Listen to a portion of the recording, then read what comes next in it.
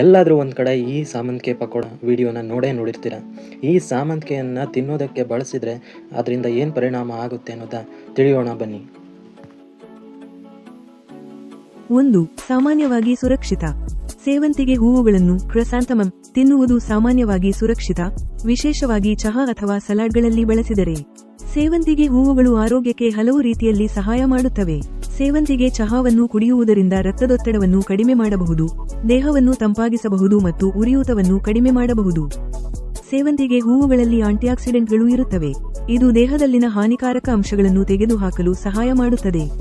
ಸೇವಂತಿಗೆ ಹೂವುಗಳು ಚರ್ಮದ ಆರೋಗ್ಯವನ್ನು ಸುಧಾರಿಸಲು ಸಹಾಯ ಮಾಡುತ್ತದೆ. ಸೇವಂತಿಗೆ ಹೂವುಗಳು ಕಣ್ಣಿನ ಆರೋಗ್ಯವನ್ನು ಸುಧಾರಿಸಲು ಸಹಾಯ ಮಾಡುತ್ತದೆ.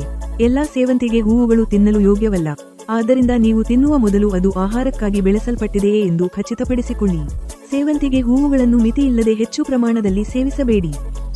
ಈ ಸೇವಂತಿಗೆ ಹೂವನ್ನ ತಿನ್ನೋದಕ್ಕೆ ಬಳಸಬಹುದು, ಆದರೆ ಈ ವಿಡಿಯೋನಲ್ಲಿ ತೋರಿಸಿದ ಹಾಗೆ ಕಡಲೆ ಹಿಟ್ಟನ್ನು ಬಳಸಿ ಪಕೋಡ ಮಾಡೋದ್ರಿಂದ ಅಲ್ಲ. ನಾವು ಕುಡಿಯೋ ದಿನನಿತ್ಯ ಟೀನಲ್ಲಿ ಬಳಸ್ಬೋದು ಮತ್ತು ಸಲಾಡ್ಗಳಲ್ಲಿ ಬಳಸ್ಬೋದು. ಮತ್ತು ಯಾವುದೇ ಪದಾರ್ಥ ಆಗಲಿ ಹೇಗೆ ಬಳಸಬೇಕು ಅನ್ನೋದು ನಮಗೆ ಗೊತ್ತಿದ್ರೆ ನಮ್ಮ ಆರೋಗ್ಯ ನಮ್ಮ ಕೈಯಲ್ಲಿರುತ್ತೆ ಅಂತ ಹೇಳ್ತಾ, ನಿಮಗೆ ಈ ವಿಡಿಯೋ ಇಷ್ಟ ಆಗಿದ್ರೆ ಲೈಕ್ ಮಾಡಿ, ಫಾಲೋ ಮಾಡಿ, ಸಬ್ಸ್ಕ್ರೈಬ್ ಮಾಡಿ.